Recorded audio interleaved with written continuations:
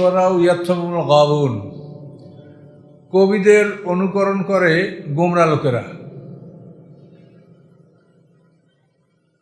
ওয়ান্নাহুম ইয়াকুলুনা মা লা ইয়াফআলুন, এবং তারা এমন কথা বলে যে সে কথা অনুযায়ী তারা কাজ করে না। মানে তাদের কথাটা, কবিদের কথা খুব বাড়াবাড়ি হয়ে যায়। প্রশংসা করতে গেলে একেবারে স্বর্গে উঠেই যায়, আবার কারো দুর্নাম করলে একেবারে অধতলে নামিয়ে দেয়। কবিদের কথায় ব্যালেন্স থাকে না, মানে এরা এভাবেই সীমা লঙ্ঘন করে। এই জন্য আল্লাহ বলেন কবিদের অনুকরণ করে গোমরাহ লোকেরা। এবং মুহাম্মদ সাল্লামকে তারা কবি বসে, সেটা আল্লাহ প্রত্যাখ্যান করছে যে মুহাম্মদ সাল্লাম কবি না। হ্যাঁ, তবে ইমানদার যারা, তারা যদি কবি হয় তাহলে সেটা খারাপ না। আল্লাহ রসুলের দরবারে সাহাবায়ে কেরামদের মধ্যে এমন কবিতা আবৃত্তি করতে পারতেন যারা ওই ডেপুটেশনগুলো আইসা তারা কবিতা পড়তো, অহংকার করতো, তখন এদের জবাব দেওয়ার জন্য আল্লাহ রসুল আবার সাহাবীদেরকেও এর জবাব দিতে বলতেন।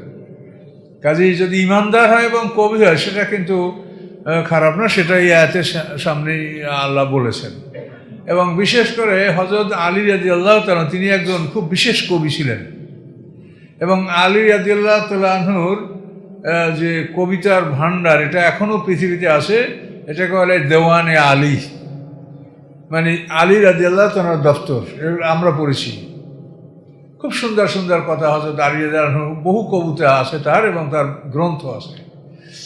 কাজে কবিদের যেটা আল্লাহ সমালোচনা করেন সেটা হলো যে এরা, যারা ইমানদার না, তারা খুব বাড়াবাড়ি করে, অশ্লীল কথাবার্তা কবিতার মধ্যে তারা উল্লেখ করে। কিন্তু ইমানদার যারা, তারা নয়।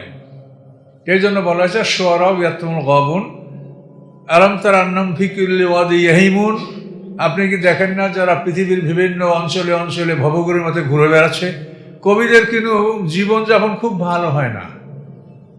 বড় বড় কবি, রবীন্দ্রনাথ সে রাজপরিবারের ছেলে, সেটা আলাদা কথা। কিন্তু যেমন কবি নজরুল, তিনি কিন্তু একজন বড় কবি হওয়া সত্ত্বেও তার জীবনটা কিন্তু খুব ভালো যায়নি।